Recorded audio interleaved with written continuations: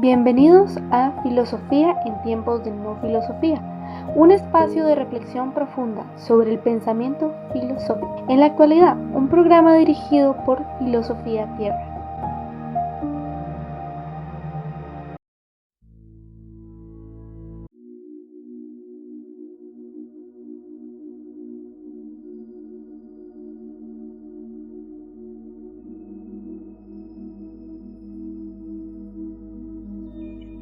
No te avergüences de confesar tus pecados.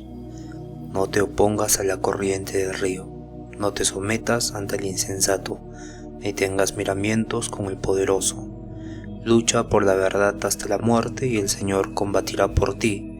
No seas atrevido con tu lengua, ni perezoso y negligente en tus obras. No seas como el león con tu familia, y miedoso y apocado con tus servidores. No tengas mano abierta para recibir y cerrada para dar.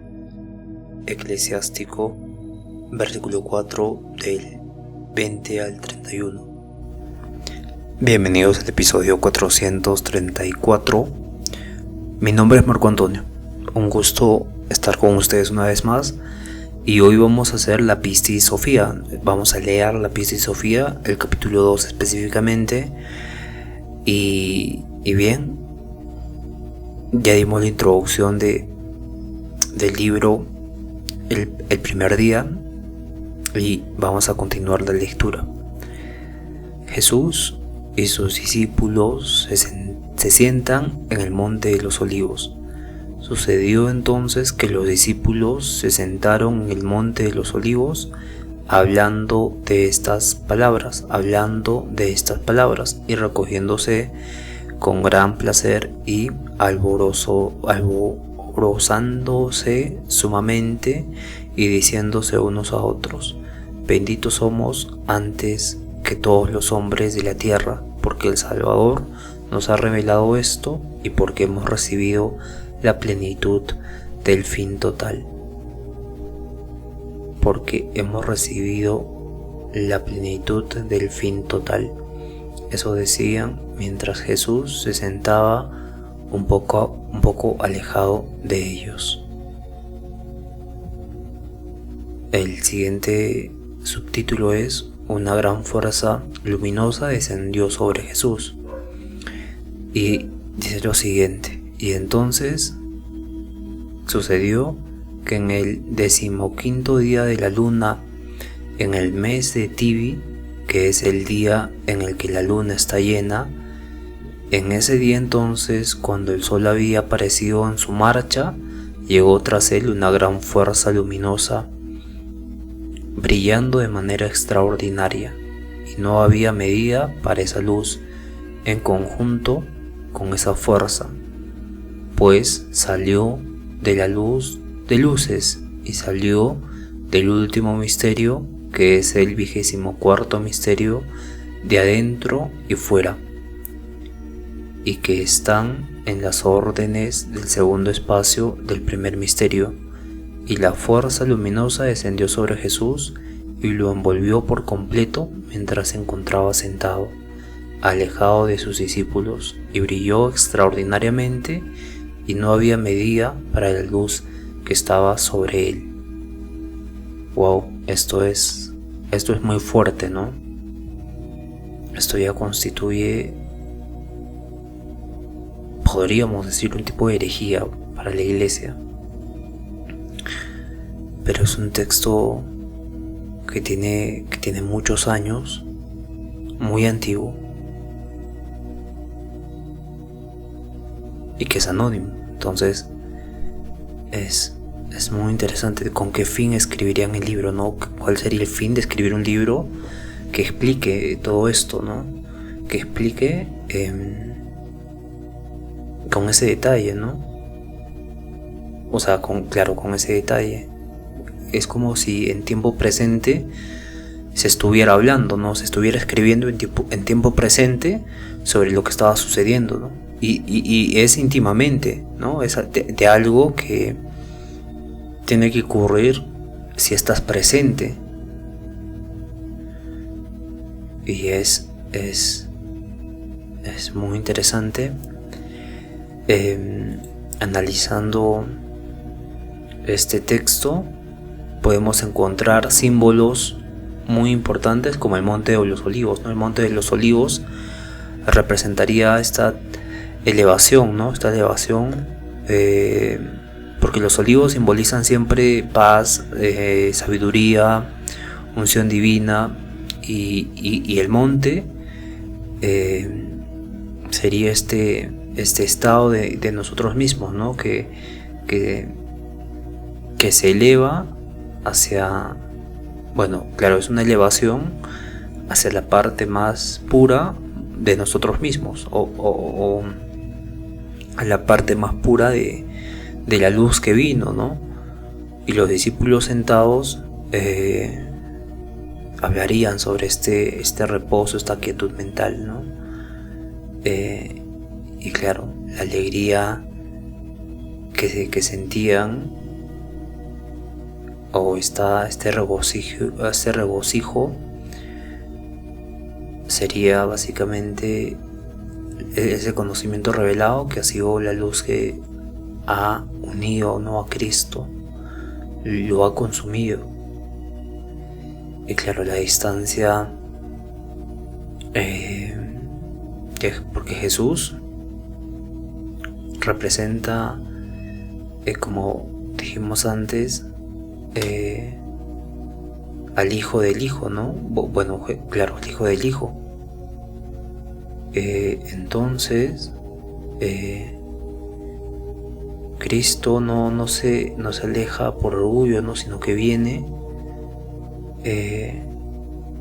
a disolver la última barrera, ¿no? La última barrera, que es el yo, es la personalidad, ¿no? Entonces llegó la luz a Cristo Jesús y lo envolvió y lo consumió, ¿no? Disolviendo ahí todo el yo, podremos mencionar esto. Entonces, este fragmento nos puede enseñar que fue este acontecimiento de plenitud total donde Jesús, porque también en la Biblia oficial existe este testimonio, ¿no? Bueno, claro, existe muchos de estos testimonios donde Jesús va a los montes a meditar, y al meditar aparecen luces, ¿no? Y la misma Biblia dice también esto, ¿no? Que aparece una luz y lo consumió, pero acá nos habla de forma más específica, ¿no? Que detrás del sol vino esta luz, ¿no? O sea, como si se hubiese quedado toda la tarde, la noche hubiese venido y con esa noche hubiese venido la luz, pero dice que era más grande que el sol, y eso es algo muy fuerte, ¿no? Y claro, Jesús se alejó de ellos, ¿no? Y fue a meditar solo al monte. Es muy interesante. Es muy interesante, ¿no? Luego dice, lo envolvió por completo. Estamos en la página 16, en el segundo capítulo. Lo envolvió por completo es el título de este fragmento. Y sus discípulos no vieron a Jesús debido a la gran luz dentro de la cual se encontraba o que le rodeaba. Ok, entonces acá podemos interpretar que esa luz vino de adentro y se expandió afuera, ¿no? Luego dice, pues sus ojos se cegaron debido a la gran luz en la que él estaba, sino que vieron solamente la luz que lanzaba muchos rayos de luz, y los rayos de luz no eran semejantes entre sí, sino que la luz era de diversos tipos, desde abajo hasta arriba, un rayo excelente, un rayo más excelente que el otro, en una gran e inconmensurable gloria de luz. Se extendía desde abajo de la tierra hasta el cielo. Y cuando los discípulos vieron esa luz, sintieron gran temor y agitación. Ahí acaba el capítulo 2. Pero si lo tomamos históricamente, es algo muy fuerte, ¿no? Claro, es algo tremendamente fuerte. Y si lo tomamos de forma simbólica, podemos ver que tiene esta narración tan precisa de lo acontecido, ¿no?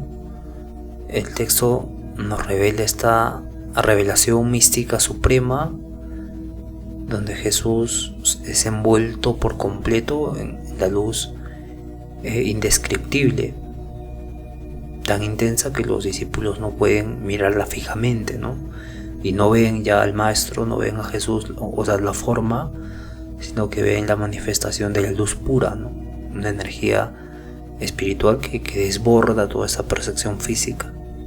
Y claro, en el contexto gnóstico o en el contexto del libro, podemos ver que sería esta transfiguración interna de la persona, ¿no?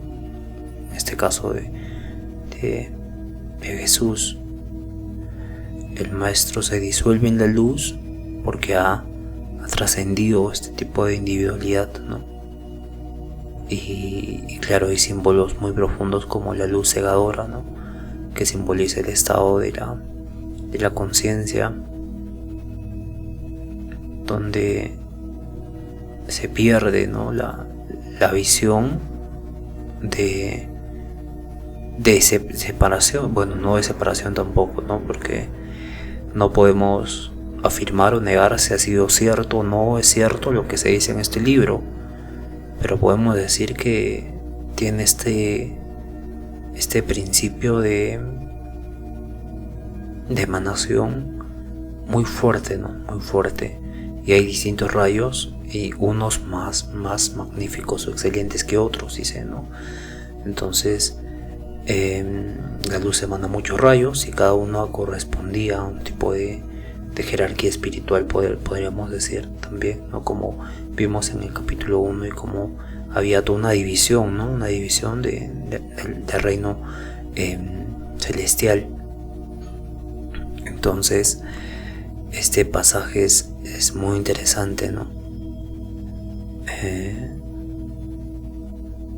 Muy interesante.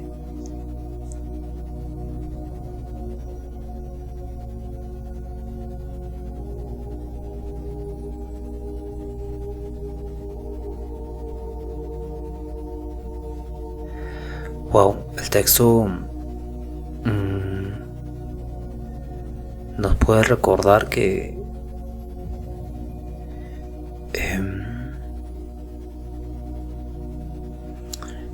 lo que aconteció en el monte de los Olivos era algo mucho más grandioso de lo que se puede leer en la Biblia, ¿no?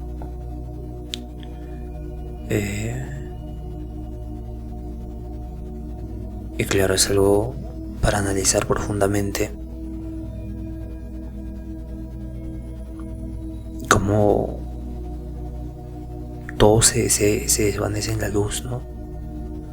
Hay este tipo de desvanecimiento y unidad a la vez, ¿no? Bueno, unidad en el sentido de que la luz es expansión, ¿no? Entonces el cuerpo ya no está separado de ella misma, ¿no? De la luz, sino que es luz completamente. Bien, entonces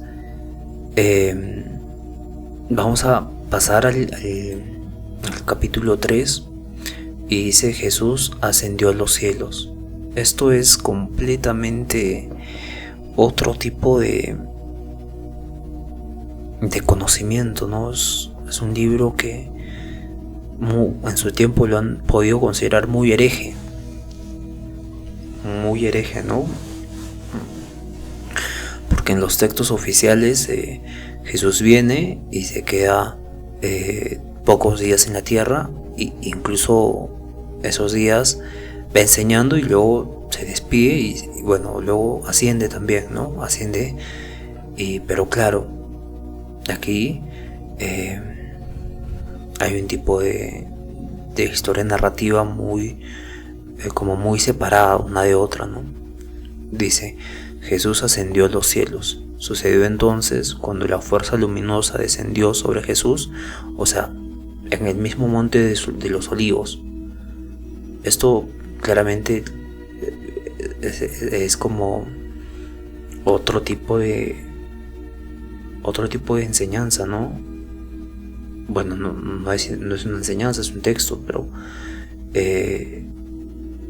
está diciendo que en el monte de los Olivos aconteció la luz, ¿no? Era una luz muy fuerte que se expandía todo, y luego Jesús ascendió a los cielos. Dice: sucedió entonces cuando la fuerza luminosa descendió sobre Jesús, que gradualmente lo envolvió por completo.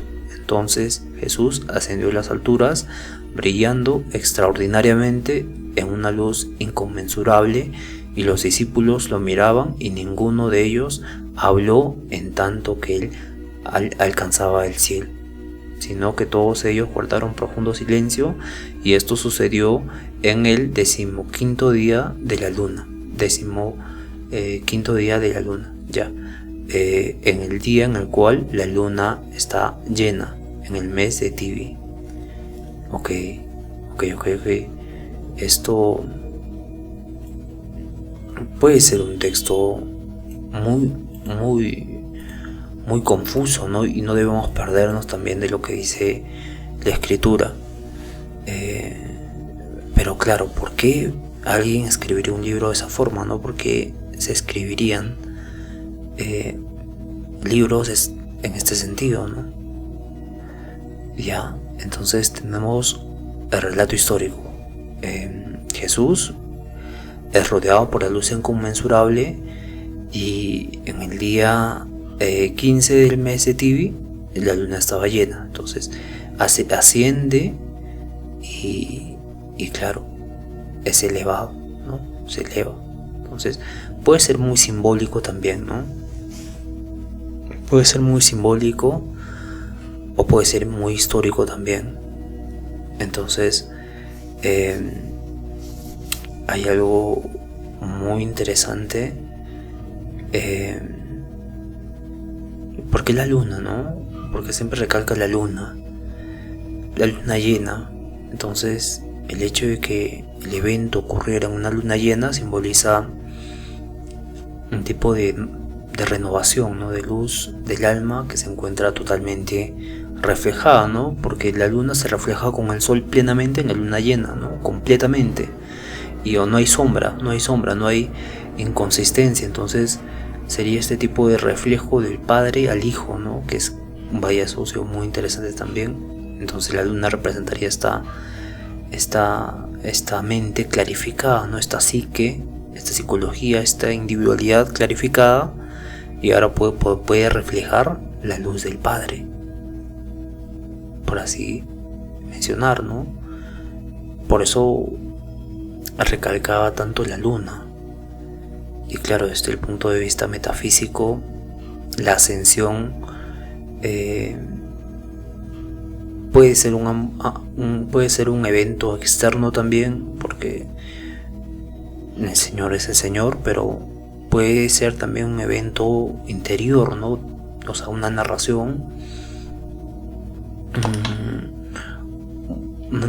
muy subjetiva, ¿no? Donde simbolizaría que la luz nos saca de la oscuridad, ¿no? Del mundo, y con el alma purificada en la luna llena se une a este principio, ¿no?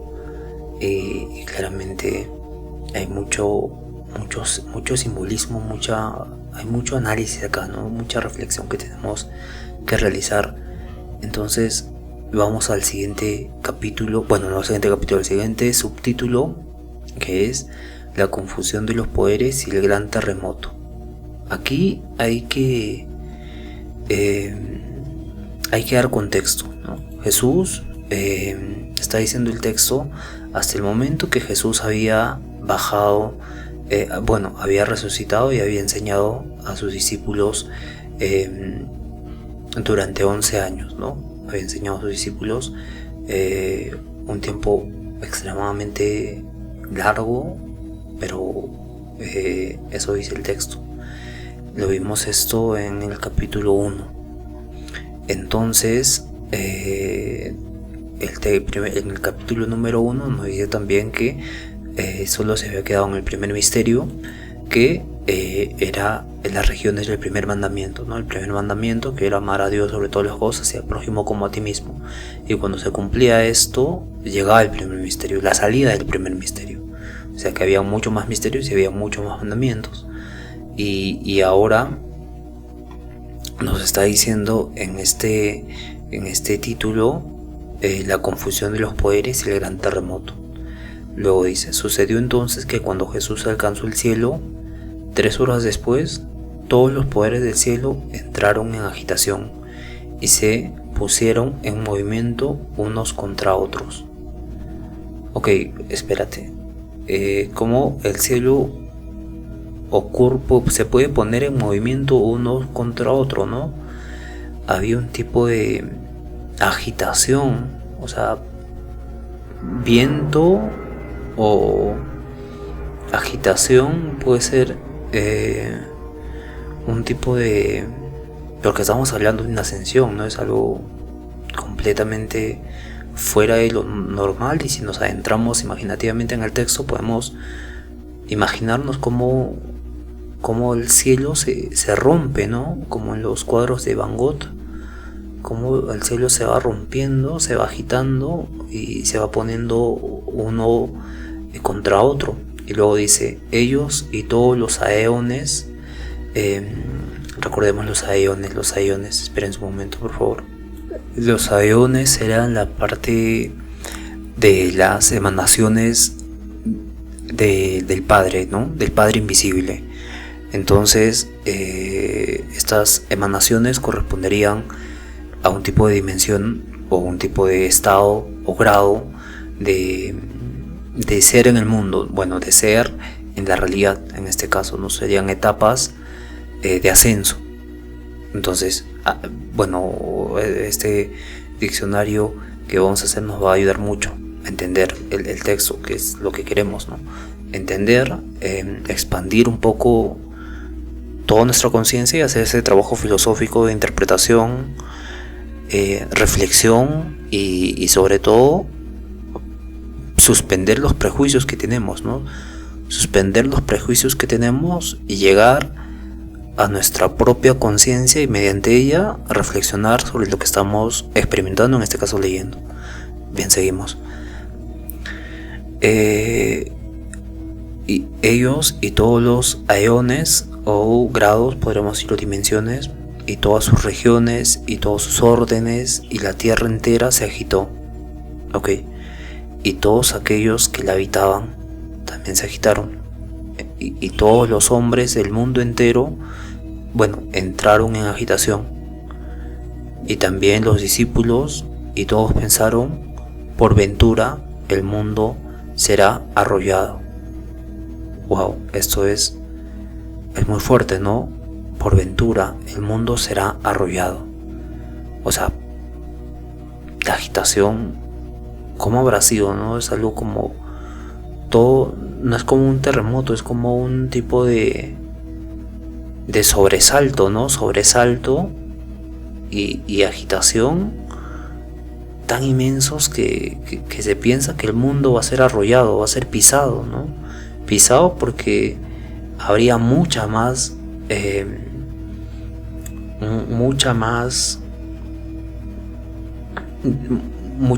expansión en el espacio que solo esta, ¿no? Porque nosotros miramos hacia acá, miramos al cielo y pensamos que estamos protegidos, ¿no? Porque no podemos imaginar algo que sea mucho más grande que el espacio mismo, ¿no? Pero imagínate una agitación de aeones, como dice, entonces de grados superiores o dimensiones, que se va agitando todo, ¿no?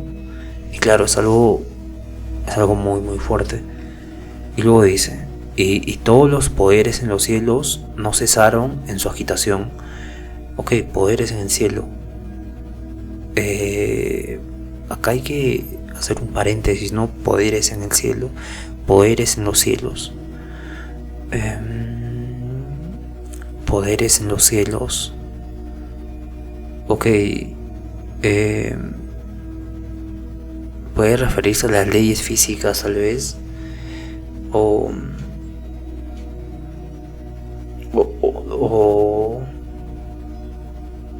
claro, puede ser eso, ¿no? Poderes en los cielos no cesaron en su agitación. Hay que adentrarnos en el texto, entonces hay que profundizar muy bien. Poderes en el cielo podría significar a que todo el mundo está regido por fenómenos naturales, y estos fenómenos naturales son guiados por poderes, ¿no? Están guiados por poderes, por así mencionar. Y luego dice, ellos y todo el mundo no cesaron en su agitación y se pusieron en movimiento unos contra otros desde la tercera hora del 15º día de la luna, del día 15 de la luna Tibi, hasta la 9ª hora de la mañana. Y todos los ángeles y sus arcángeles, todas las fuerzas de lo alto, alabaron a los interiores de los interiores, para que todo el mundo oyera sus voces. Ok. Y todos los ángeles y arcángeles y todas las fuerzas de lo alto alabaron a sus interiores, de los interiores, a los interiores de los interiores, a los interiores de los interiores, para que todo el mundo oyera sus voces. Bien, entonces aquí hay mucha parte incomprensible, ¿no? Bueno, y todos los ángeles y arcángeles y todas las fuerzas de lo alto alabaron a los interiores de los interiores, para que todo el mundo oyera sus voces sin cesar hasta la 9ª hora de la mañana. Espera. Entonces el texto está diciéndonos que inició la tercera hora de la mañana, supongo las 3 de la madrugada, ¿no? A la tercera hora de la mañana, y no cesó hasta la 9ª hora de la mañana, que era las 9 a.m. Entonces 4, 5, 6, 7, 8, 9, como 6 horas, todo se estaba básicamente agitando. ¿Cómo es una agitación del cielo? ¿Cómo podemos agitar el cielo, no? Tengo la herramienta de filosofiatierra.app y vamos a hacer esta prueba, ¿no? ¿Cómo se agita el cielo? ¿Cómo? Agitación del cielo. Vamos a poner agitación del cielo, pero no va a corresponder precisamente a lo que nosotros tratamos de imaginar, porque acá ya se agrega el concepto de aeones, se agrega el concepto de ángeles, se agrega muchos conceptos que no se va a poder interpretar, o tal vez sí, no vamos a probar. Entonces con la guía vamos a pegar este texto y vamos a hacer que nos brinde una imagen. Bien, entonces se pasa el capítulo 4 ahora y nos dice lo siguiente. Wow, es una imagen muy interesante. Lo que estoy viendo es que hay muchos cielos, hay muchas nubes, ¿no? Por eso es muy interesante cómo la interpreta esto, ¿no? Hay muchos cielos, los eones, y claro, cada cielo tiene sus nubes. Y es muy interesante, ¿no? Las nubes, cada esfera de nube representa un mundo. Un mundo, una nube. Otro mundo, otra nube. Entonces, como dimensiones, ¿no? Y claro, eso no lo había no lo había podido interpretar, ¿no? Bien, entonces en el capítulo 4 dice lo siguiente: mas los discípulos se sentaron juntos con temor y estuvieron sumamente con miedo y perturbación debido al gran terremoto que había sucedido. Ok, había un terremoto, ¿no? Y también los textos hablan de este terremoto, ¿no? Cuando Jesús fue crucificado ya también. Luego dice: y juntos se condolían diciendo: ¿qué será entonces? Se preguntaba: ¿por qué por ventura el Salvador destruirá todas las regiones? Diciendo así, juntos se inclinaron hacia el suelo. Ok, se inclinan hacia el suelo como lo hacen los islámicos, ¿no? Las personas de la religión musulmana, ¿no? Se inclinan hacia el suelo. Todos hay un tipo de evento muy terrenal y hay un tipo de evento en los eones también, ¿no? En la lógica del texto, en la parte lógica del texto. Tenemos que adentrarnos en el texto para poder interpretar la esencia del texto, ¿no? O sea, hermenéuticamente el texto ha sido escrito con una intención, pero esa intención no la vamos a captar siendo prejuiciosos a qué dice el texto, la vamos a captar adentrándonos en el texto mismo. Pero claro, esto es un tipo de enseñanza muy diferente a las escrituras, ¿no? Pero tiene esta similitud también, ¿no? Del Monte de los Olivos. Hay mucha simbología también, ¿no? Ángeles, arcángeles, fuerzas superiores. Y bien, luego dice, se hacen esa pregunta y se inclinan al suelo los discípulos. Y luego dice: Jesús descendió de nuevo. Ya, mientras decían esto y se inclinaban hacia el suelo, entonces en la 9ª hora de la mañana los cielos se abrieron y vieron a Jesús descender, resplandeciendo tan excesivamente que no había medida para la luz que lo rodeaba. Wow. Mientras decían esto, o sea, ¿qué decían, no? Mientras decían esto, por ventura el Salvador se destruirá todas las regiones. ¿Qué será entonces? Estaban diciendo esto, se preguntaban al suelo y se arrodillaban al piso. Y luego continúan, ¿no? Entonces, mientras decían esto, se inclinaban hacia el suelo. Entonces, en la 9ª hora de la mañana, los cielos se abrieron y vieron a Jesús descender, resplandeciendo tan excesivamente que no había medida para la luz que lo rodeaba. Vaya, entonces acá el punto está en que es una persona que externa, es como un narrador, ¿no? Es un narrador el que está contando esto. Entonces podemos decir que no fue un discípulo, o podemos decir también que no podemos decir, podemos interpretar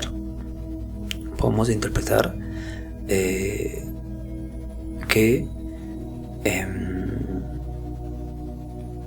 se escribió posteriormente, ¿no? Porque mientras decían esto, o sea, es un observador externo. Bien, dice luego: no obstante, resplandeció más radiantemente que en el momento cuando había ascendido a los cielos. Ok. Luego dice: para que los hombres sobre la tierra no pudieran describir la luz que lo poseía. Ok, wow, esto es muy interesante, ¿no? La luz ha sido tan fuerte que no habría una descripción de aquella luz. Y los rayos de luz en gran abundancia, y no había medida para describir sus rayos. Y su luz junta no era igual, mas era de diversa clase y diversos tipos, algunos rayos más sobresalientes que otros, y toda la luz armonizaba junta. Era de triple clase y cada una sobresalía más ante la otra. La segunda, que estaba en medio, era más sobresaliente que la primera, que estaba debajo, y la tercera, que estaba arriba de las otras, era más sobresaliente que las dos que estaban abajo, y la primera gloria, que fue colocada debajo de todas las demás, se parecía a la luz que había resplandecido con Jesús antes de su ascensión a los cielos, y se veía a sí mismo como en su propia luz, y las tres formas de luz eran de diversos tipos y de diversas clases, una más sobresaliente que la otra. Y ahí el texto parece que se queda, pone 3 puntos seguidos. Hay un tipo de continuación, seguramente por problemas de edición, o no han podido interpretar, o se perdió lo que decía, ¿no? Pero claramente es muy detallado, ¿no? Es muy detallado la luz, y por eso hace que pensemos mucho sobre esto, ¿no? Voy a poner imágenes de cómo está generando la IA que tenemos, las diferentes imágenes, las diferentes escenas, ¿no?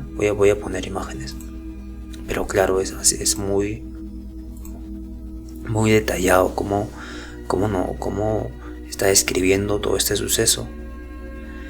Bien, luego entramos al capítulo 5. En el capítulo 5 dice lo siguiente: Jesús dirige la palabra a sus discípulos. Y sucedió entonces, cuando los discípulos vieron esto, que se atemorizaron con gran perturbación. Entonces Jesús, misericordioso y compasivo, cuando vio a sus discípulos con gran perturbación, les habló diciendo: tened valor, yo soy, no tengáis miedo. Wow. Ok, luego pasa al capítulo 6. Y sucedió entonces, cuando los discípulos oyeron estas palabras, y exclamaron: Señor, si eres tú, recoge tu luz de gloria hacia ti mismo, para que podamos resistirla. O sea, de lo contrario, nuestros ojos están en las tinieblas y estamos perturbados, y toda la tierra también está en perturbación debido a la gran luz que te rodea. Wow, esto es muy profundo, ¿no? Porque estamos leyendo un texto que tiene más de 2000 años. Ha sido encontrado, interpretado, y hay 5 copias. Ha sido un texto que se ha escrito en el siglo II a.C., ha sido escrito posiblemente ahí. Leer sobre este texto en ese tiempo es algo muy fuerte. Imaginar estas escenas en ese tiempo es algo muy fuerte. ¿Por qué se escribiría este texto? ¿Y por qué no se encontró más?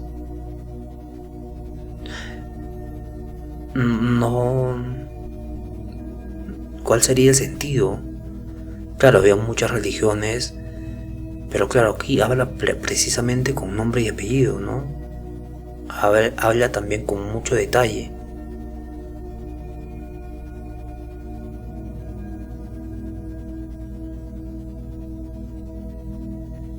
Acá en el capítulo 6 nos menciona que la luz era tan fuerte que tenía que reflejarse, recogerse, como dice acá, a él mismo, para que los demás puedan resistir, porque todos los discípulos estaban no podían resistir tampoco ellos, ni el mundo, dicen, y toda la tierra. Esto es muy profundo, ¿no?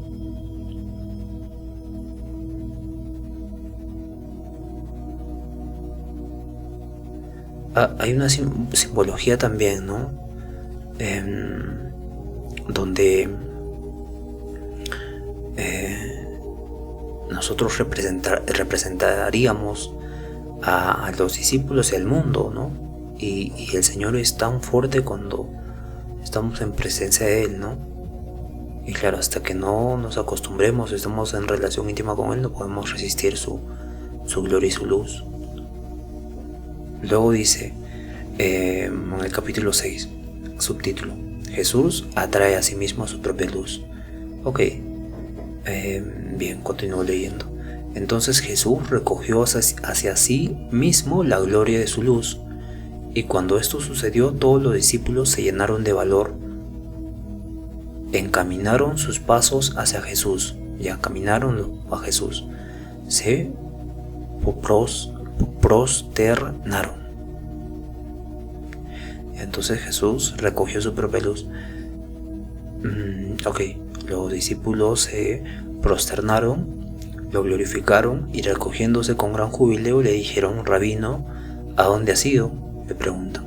¿Cuál fue tu misterio por el que te has ido? ¿Por qué hubo todas esas confusiones y todos los terremotos que sucedieron? Vaya, le hacen esta pregunta. Luego hay un subtítulo donde dice: Jesús promete a sus discípulos decirles todas las cosas. Entonces Jesús les dijo así: regocijaos y alegraos de hoy en adelante, porque he ido a las regiones de los que había aparecido.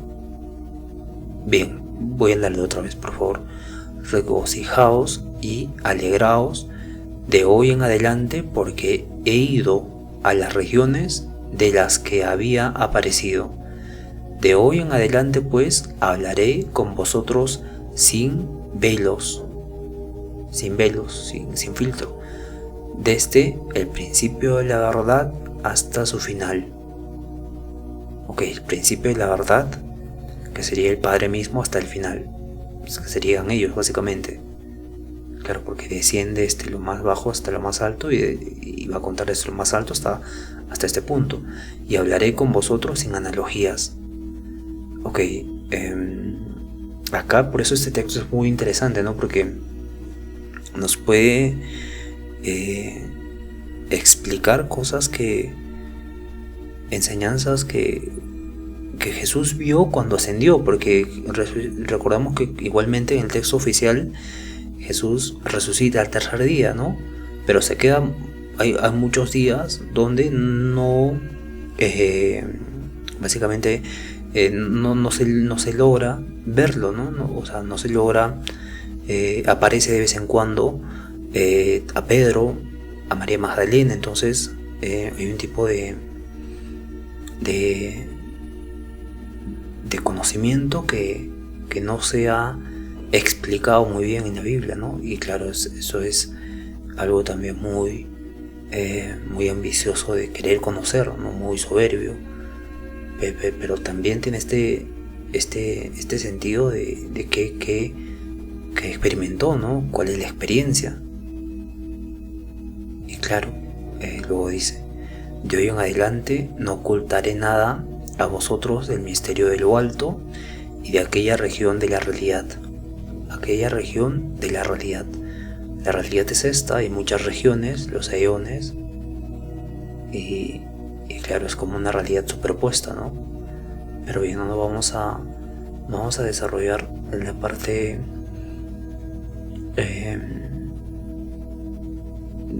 de la imaginación, pero sí vamos a ser un poco más inmersivos en el texto que estamos leyendo, ¿no? Para que toda la lógica con la que se ha escrito tenga cabida en nuestro entendimiento y podamos comprender cada palabra y cada capítulo, ¿no? Y luego dice: se me ha concedido, gracias al inefable y gracias al primer misterio de todos los misterios, hablar con vosotros desde el principio hasta la plenitud, así como de adentro hacia afuera y de afuera hacia adentro. Escuchad, por ende, que puedo deciros todas las cosas. Bien, acá va a empezar a hablar. Entonces: y sucedió, cuando me senté un poco alejado de vosotros en el monte de los olivos, que medité acerca del orden del primer misterio, por la gracia del cual fui enviado, que ya estaba consumado, y que el último misterio, que es el 24º misterio, de adentro hacia afuera. Esto es muy interesante.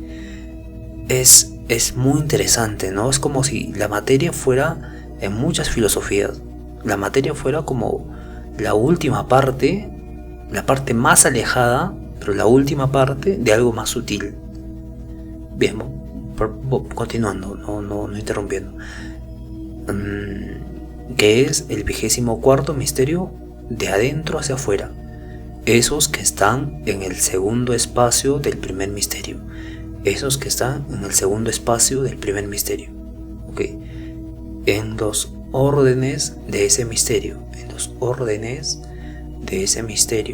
¿ok? Hay tipo de ordenación, ¿no? En ese espacio, en los órdenes de ese espacio. Aún no me habían enviado mi vestidura, ¿ok? Aún no me habían enviado mi vestidura.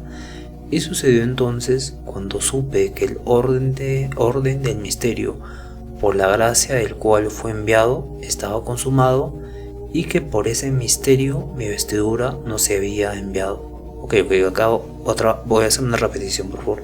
Y sucedió entonces cuando supe que el orden del misterio, por la gracia del cual fui enviado, estaba consumado, y que por ese misterio mi vestidura no se me había enviado, la cual había dejado atrás en él, hasta que su tiempo fuese concluido. Meditando entonces en esto, me senté en el monte de los olivos, un poco alejado de vosotros.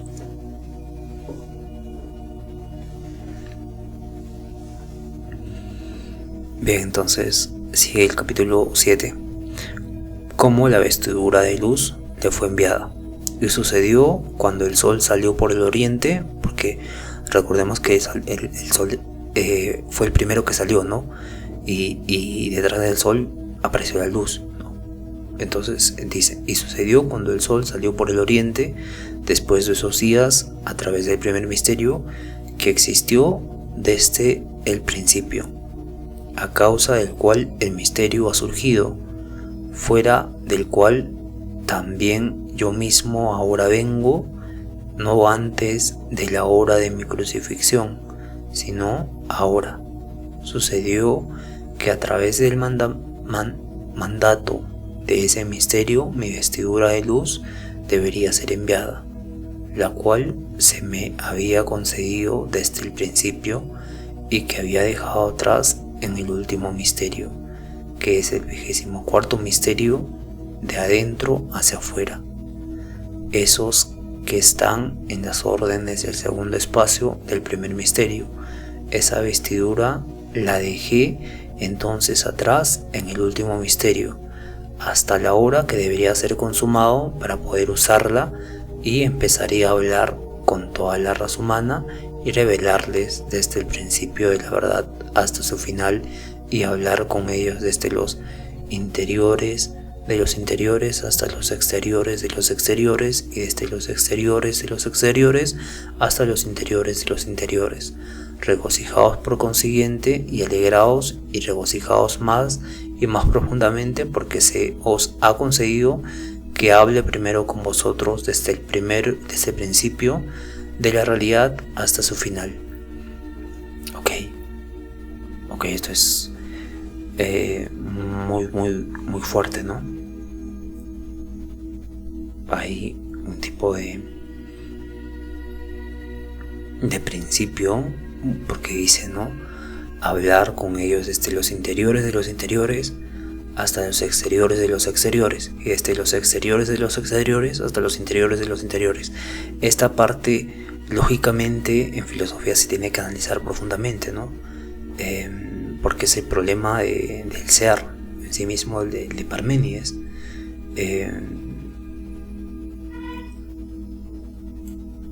Bien, voy a generar esta imagen y voy a explicar un poco de qué estoy hablando.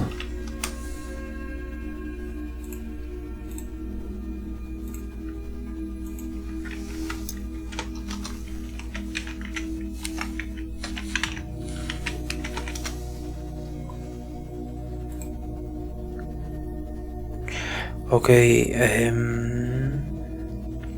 la IA no interpreta correctamente la parte interiores de los interiores, exteriores de los exteriores, ¿no? Otra imagen voy a generar para ver. Mientras le voy explicando, ¿no? La relación con Parménides, ¿no? Porque en Parménides vimos que el ser es uno, es eterno, es inmutable, sin comienzo ni fin, ¿no? y por lo tanto el no ser no es, ¿no? Entonces el último misterio equivaldría al ser uno de Parménides, ¿no?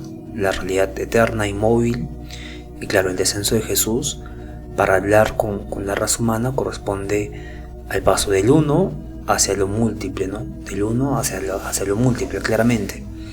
Entonces acá el tema interesante está el retorno de los exteriores a los interiores, que es el movimiento inverso, ¿no?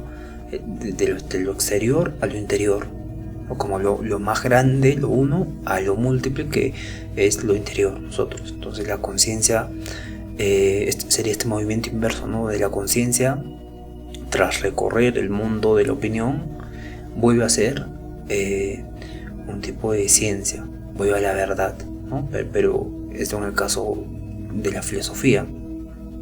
Pero en el caso del texto, textualmente, interpretándolo desde su forma original, sería básicamente explicándonos la parte del uno que correspondería a nuestro entendimiento de lo múltiple. O sea, nosotros, el uno tiene su propio entendimiento, emana todo de él. Lo múltiple que nosotros somos, comprendemos lo uno. El comprender lo uno corresponde a la comprensión del todo, ¿no? Un tipo de reciprocidad muy muy fuerte, en el sentido de que ¿por qué hablaría de dos? ¿Y por qué hablaría con ellos de los interiores hasta los exteriores de los exteriores, y de los exteriores hasta los interiores, ¿no? Figurativamente no logro captar aún esa parte profunda, ¿no? Es muy interesante porque ya vimos que hay niveles, ¿no? Hay niveles más internos del universo, que serían espirituales, y hay niveles, está diciendo exteriores de los exteriores, ya sería un nivel material mucho más profundo, ¿no? Entonces hay un tipo de exterioridad, hay, por así decirlo, mundos, y claro, ¿no? Exteriormente hay planetas, pero hay un cierto límite para el conocimiento que tenemos también nosotros, ¿no?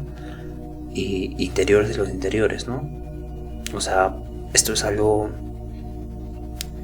muy profundo que revela un tipo de ordenamiento del cosmos muy diferente al que conocemos, ¿no? Porque cuando nosotros salimos con nuestros cohetes no vemos vida, no vemos reinos, no vemos nada, ¿no? Solo vemos la parte vacía, muerta, ¿no? Pero claro, ahora hagamos la analogía, ¿no? ¿Qué pasa si un extraterrestre, digo también, ¿no? Nosotros, en otra dimensión, por ejemplo Marte, estamos en Marte y mandamos un cohete y pasamos por la Tierra y no vemos nada, ¿no? Y mientras que nosotros estamos viviendo en la Tierra. O sea, hay un tipo de interior dentro de lo exterior, ¿no?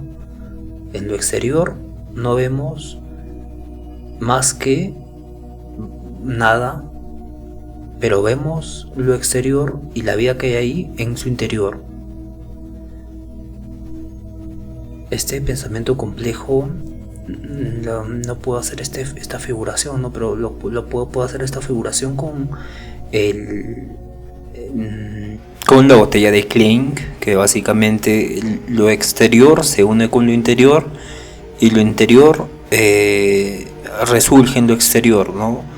Y claramente es algo muy interesante figurativamente para ver, porque esto no rompe la lógica, no porque tiene existencia, sino que estas imágenes como la cinta de Bohemius y demás, que nos permiten entrar a esta parte profunda del entendimiento, de la comprensión, pero que a la vez no se puede, se puede explicar claramente, pero no se puede hacer una transfiguración conceptual en analogía hacia la realidad, ¿no?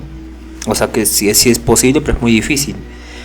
Pero el punto está en que hay exterior, el interior del interior, del exterior de lo exterior, y del exterior de lo exterior al interior del interior. O sea que hay un tipo de exterioridad que se ve visible en su interioridad, y esa interioridad expresa otra exterioridad, y a la vez esa exterioridad se conoce en su interioridad, y así sucesivamente. Entonces voy a poner la imagen de la botella de Klein, y lo vamos a hacer, voy a decirle a la IA que analice esto mediante que ponga la realidad del universo ahí, ¿no? Pero el punto está en esto, ¿no? Que hay mucha complejidad en este mismo texto que nos va a permitir desarrollar el pensamiento crítico, el pensamiento reflexivo y el pensamiento complejo también. Bien, entonces nos vemos el día de mañana. Cuídense todos, por favor, conozcanse a sí mismos, pregúntense por qué de todo, tengan mucha fe, y nos vemos el día de mañana. Y por favor, sean por favor felices. Nos vemos el día de mañana. Cuídense todos. Un fuerte abrazo.